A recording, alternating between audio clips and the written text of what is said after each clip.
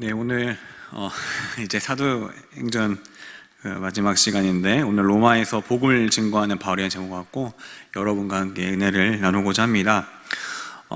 제가 이제 얼마 전에 미나리라는 그 영화를 이제 보게 되었는데, 그 영화가 하도 이제 굉장히 좀 작품성이 뛰어나는 얘기를 듣고서 좀 이제 보게 되는데, 이 간략하게 내용은 이렇습니다. 미국으로 이민 간 그 가족들이 거기서 이제 자충우돌 여러 가지 일을 겪는 그런 영화였습니다. 거기서 이민가 가족들 간의 갈등도 겪고, 또 할머니가 병이 들기도 하고, 또 아버지가 사업으로 기르던 농작물들이 또 메말라 가기도 하고, 또 불에 타기도 하고, 그래서 사업이 쫄딱 망하기도 하고, 이렇게 안 좋은 일들이 연달아 벌어지지만, 이 할머니가 정말 몸이 나빠지기 전에 그냥 무심코 심었던 그 미나리가 어느 사람 한 사람도 돌보지 않는데, 나중에 이런 고통을 겪고 거기 가보니까 미나리가 만개에 있는 겁니다. 수없이 많은 땅에 정말 미나리가 엄청나게 많이 펴 있는 겁니다. 저는 근데 그걸 보면서 여러 가지 해석들이 있겠지만은, 저는 그걸 보면서 어떤 느낌이 들었냐면 희망을 느꼈습니다. 뭔가 이 가족들은 굉장히 삶은 좀 어려워졌고 굉장히 힘들릴지 모르겠지만, 그럼에도 불구하고 무심코 미나리가 자라듯이 뭔가 그 희망의 새싹 같은 그런 느낌을 제가 많이 받았습니다. 오늘 사도행전도 이제 대단원의 막을 내리고 그 바울의 죽음을 코앞에 앞두고 있지만, 누가는 이 사도행전을 통해서 희망을 이야기하고 있습니다. 그러면 어떤 희망의 내용인지 오늘 말씀을 통해서 살펴보도록 하겠습니다. 지난 시간에는 바울이 이제 가이사에게 상소하기 위해서 로마로 가는 배를 올라타게 됩니다. 근데 이 직항으로 가는 게 아니라 경유해서 가야 됩니다. 그런데 이 맞바람 때문에 이 경유지에 늦게 되고, 이 바울은 너무 시기가 이제 늦었으니까, 또 태풍이 올 줄 모르니까 조금 있다가 출항하자고 합니다. 근데 거기서 바울의 말을 듣지 않고 이제 출항을 하게 되면서, 처음에는 순적한 듯 보였으나 유라굴로라는 강풍을 만나게 되고, 이들이 방향을 잃고 이제 표류하기 시작합니다. 이때 많은 사람들이 두려움을 겪고 이제 죽음을 눈앞에 두었지만, 이 바울은 담대하게 거기서 일어나서 그들에게, 내가 밤에 하나님의 천사가 내게 와서 너를 가이사 앞에 세워야겠다. 그리고 이 배에 있는 모든 사람들을 다 너의 손에 맡겼다고 했다는 것을 그들에게 이야기하면서, 아무도 여기서 죽지 않을 거라고 그렇게 위로해주는 모습을 보았습니다. 그리고 이 바울의 말대로 그 배가 정말 그 섬에 가까이 가게 되고, 그 섬 근처에서 배가 걸리게 되자 그들이 배를 버리고 헤엄을 쳐서 섬으로 이동을 하거나, 또는 난파된 배의 파편을 갖고서 거기에 타가지고 이제 그 섬으로 이동하는 그런 모습을 우리가 지난 시간에서 보게 되었습니다. 오늘 말씀에서는 이제 정말 바울의 말대로 이 배의 모든 사람들이 다 한 섬에 다 구조가 되었습니다. 근데 그 섬의 이름이 나중에 보니까 이 멜리데라는 그런 섬이었습니다. 비가 오고 날이 차니까 아무래도 날씨가 추워지는데, 마침 거기 있던 원주민들이 그들에게 불을 피워서 그들을 영접하게 됩니다. 이 바울도 가만히 있지 않고, 아무래도 선교사다 보니까 적극적으로 이 나뭇가지 한 아름을 가져다가 거기에 이 불을 때우는데 이제 넣었습니다. 근데 거기서 그 근처에 독사가 있었는지 그 뜨거운 열기가 강해지자 그 독사가 이 바울의 손을 물었습니다. 원주민들은 그 독사가 바울의 손을 무는 것을 보고서 속으로, 저 사람이 비록 바다에서 구원은 받았지만 저 사람이 자신의 죄로 인해서 공의롭게 그 독사에 물려 죽는구나, 이렇게 생각을 했습니다. 사람들이 좀 기다려서 바울이 쓰러져 죽거나 부풀어 오르거나 아파하거나 이런 모습을 상상했는데, 바울이 아무렇지도 않은 겁니다. 그래서 가만히 보고 있다가 여기 있던 사람들이 이 사람이 신이구나, 이렇게 생각을 했습니다. 그리고 그 섬에서 가장 높은, 지금 말하면 추장격이 되는 이 보블리오라는 사람이 자신의 토지에 이 바울의 일행들을 영접을 하게 되고, 거기서 유수하게 이제 영접을 하고, 거기에 자신의 부친이 열병과 이질에 걸려 있는 것을 이 바울에게 말한 것 같습니다.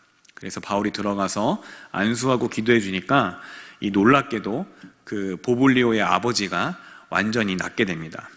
그리고 거기 있던 많은 사람들이 그 소식을 듣고서 아픈 사람들이 와서 또 병이 고침을 받고 이제 바울이 갈 때 그들을 유수하게 영접하면서 떠날 때 쓸 것을 배에 실어주면서 그들을 떠나 보내게 됩니다. 이 석 달 후에 이 바울의 일행들은 모두 배를 타고서 수라구사, 레기온, 그리고 보디올이란 지역을 지나 드디어 그렇게 바울이 가고자 했던 로마로 이제 도착을 하게 됩니다. 그 로마로 도착했을 때 바울의 그 마음은 어떤 마음이었을까요? 우리가 보통 이제 여행을 가서 비행기 내리면 이 설렘 반 기대 반입니다. 근데 이 바울은 어떤 마음이었을까 이런 생각을 제 스스로 해보니까 제 개인적으로는 드디어 왔구나, 올 곳이 왔구나 하는 그런 결의에 찬 모습과 또 이게 마지막일지도 모른다는 그런 어떤 두려운 마음도 같이 공존하면서 약간 설레는 마음도 있었을 것 같습니다. 근데 그곳에 이제 있던 형제들이 이 바울이 계속해서 로마로 이 편지를 썼습니다. 근데 거기 있던 이제 형제들이 아비오 광장과 이 트레이스 타베르네까지 그런 지역까지 바울을 마중을 나왔습니다.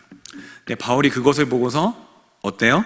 하나님께 감사하고 또 담대한 마음을 얻었다고 오늘 말씀에서 기록하고 있습니다. 아마 바울은 자신을 마중 나온 그 사람들을 보고서 큰 위로를 받았을 것 같습니다. 한편 바울은 이제 바울을 지키기로 한 군인과 함께 이제 단임 감시를 받으면서 좀 돌아다닐 수가 있게 됩니다. 그래서 이 3일 후에 바울은 유대인들 중에 높은 사람들을 초청을 합니다. 아무래도 이제 그동안 유대인들이 바울에 관해서 오해하는 게 많았고 하니까 여기 있는 사람들도 자신에 대해서 여러 가지 다른 지역으로부터 안 좋은 소식을 전해 들을 수도 있고 또 자신에 대해서 오해하는 것도 있을 것 같아서 이렇게 이 사람들을 불러서 왜 자신이 여기까지 오게 됐는지, 그리고 자신이 이렇게 쇠고랑을 차게 됐는지 이들에게 설명을 해주게 됩니다.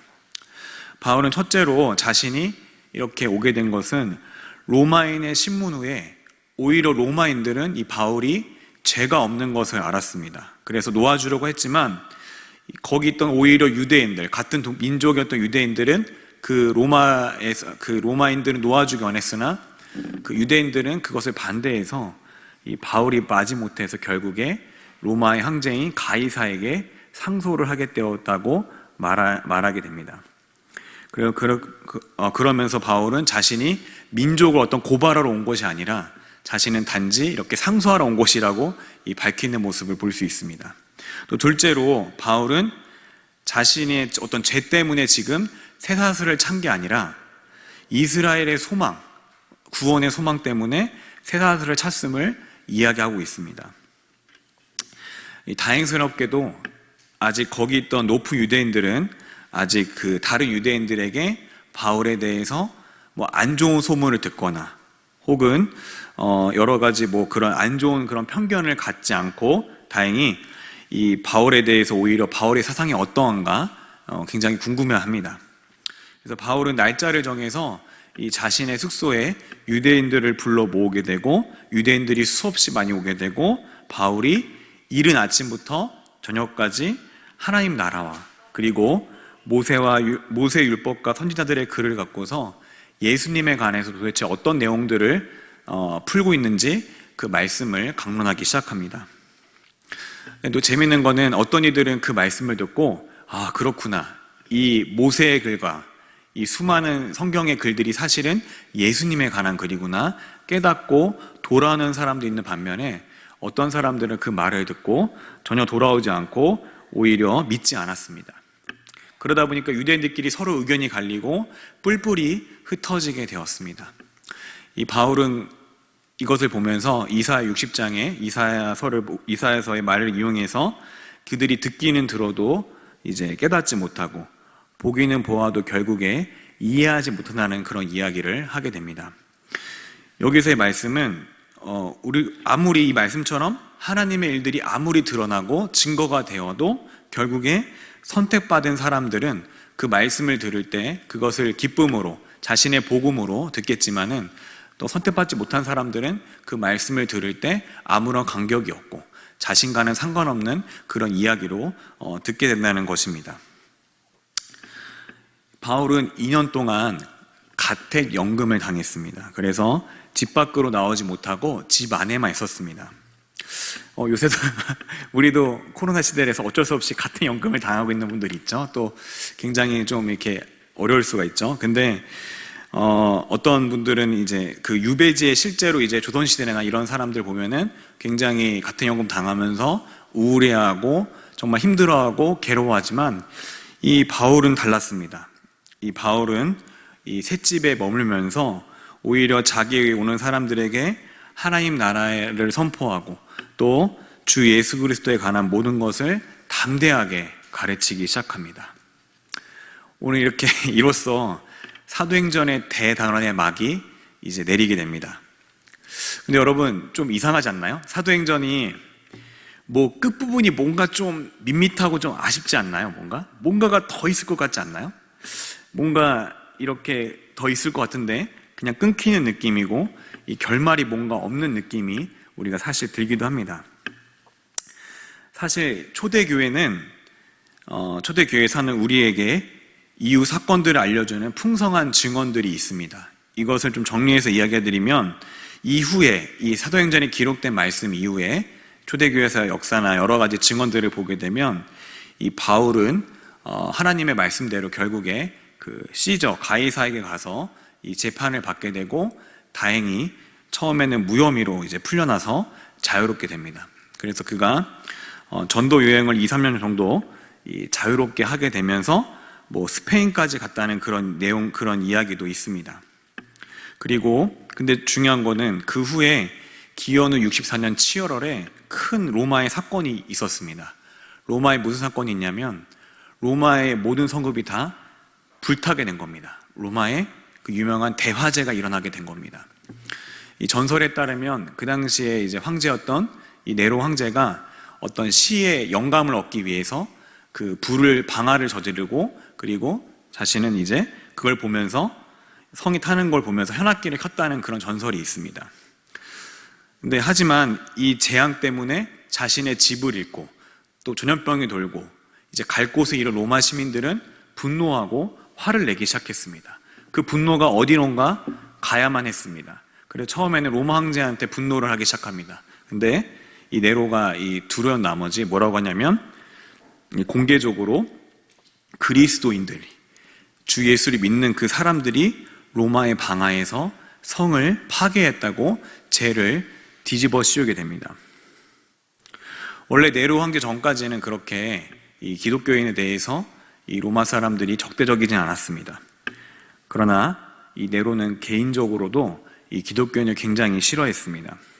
그래서 기원후 65년에 이 베드로와 바울은 이제 순교를 당하게 되는데요. 베드로는 여러분들 잘 알다시피 이제 그 전설에 따르면 십자가에 못 박혀 죽었는데 이 거꾸로 매달려 죽었다는 그런 전설이 있습니다. 왜 거꾸로 매달렸냐면 이제 예수님이 그리스도가 이렇게 십자가에 똑바로 매달렸는데 내가 어떻게 똑같이 이렇게 매달릴 수 있겠냐. 그래서 이 거꾸로 매달려 달라고 해서 그렇게 죽었다는 얘기가 있고 이 바울은 로마 시민권자였습니다. 당시에 로마 시민권자는 십자가에 달 수가 없었습니다. 이 십자가는 굉장히 정말 끔찍한 형벌이었기 때문에 로마 시민권자는 법으로 정말 이렇게 십자가에 달리는 것이 금하게 되어 있었습니다. 그래서 이 십자가에 달리는 대신에 이 검으로 목을 치는 그 참수형에 처해지게 되었다고 합니다. 하여서 기원후 65년에 바울은 다시 한번 감옥에 가고 아까 말한 대로 끌려가서 참수형을 당하게 됩니다. 이렇게 긴 지금의 그런 내용들이 이 초대교회 역사를 통해서 쭉 나오는데 왜 갑자기 사도행전은 이 바울이 하나님의 나라와 주 예수 그리스도에 관한 것을 거침없이 전하고 가르친 부분에서 끊기는 것일까요? 이 어떤 학자들은 이것에 대해서 이 뒷부분이 유실이 됐거나 혹은 새로운 사도행전의 그 내용들을 찾아야 된다고 이렇게 주장하는 사람도 있습니다. 그러나 우리가 지금 오늘 읽은 그 성경 66권은 성령의 감동에 의해 쓰여진 하나님의 무언 말씀이라고 모든 공교회가 인정하고 있습니다. 그리고 역사적으로도 그렇게 인정하고 있습니다. 그렇게 봤을 때 이 사도행전은 어떤 바울의 사건들이 사실 많이는 들어가 있지만, 사실 사도행전의 기록 목적이 어떤 바울의 일대기를 적으려고 쓴 것이 아니라 바로 복음의 전파가 어떻게 편만하게 이루어졌는지, 정말 주님의 말씀대로 어떻게 이루어졌는지를 보여주는 것이 바로 사도행전의 내용인 것입니다.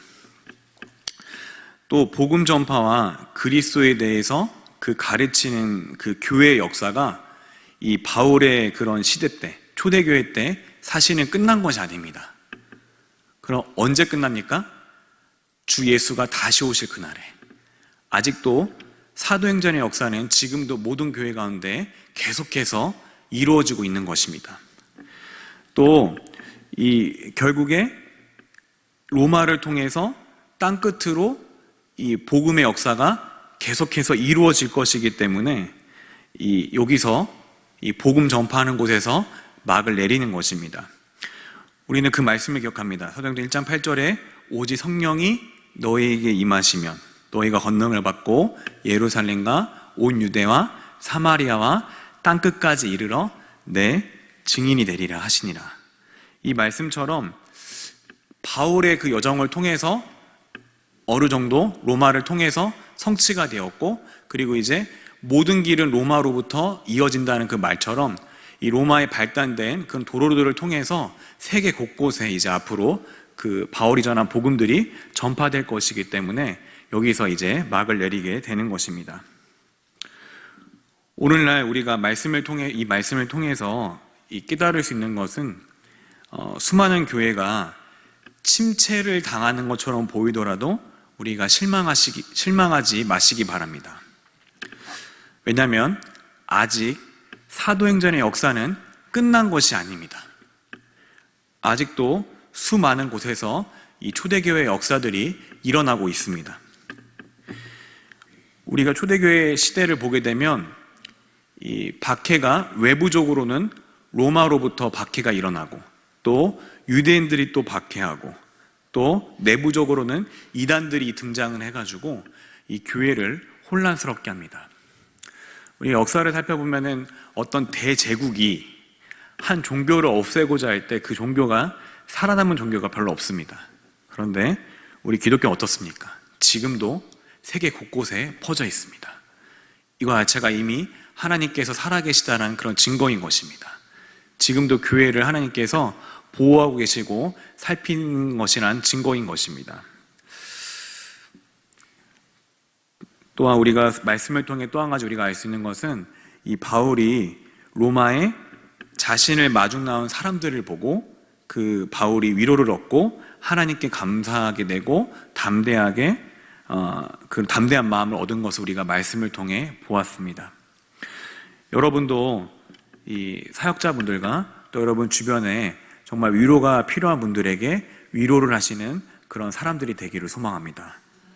정말 여러분의 그 작은 위로가 어떤 사람들에게는 정말 큰 위로일 수가 있습니다.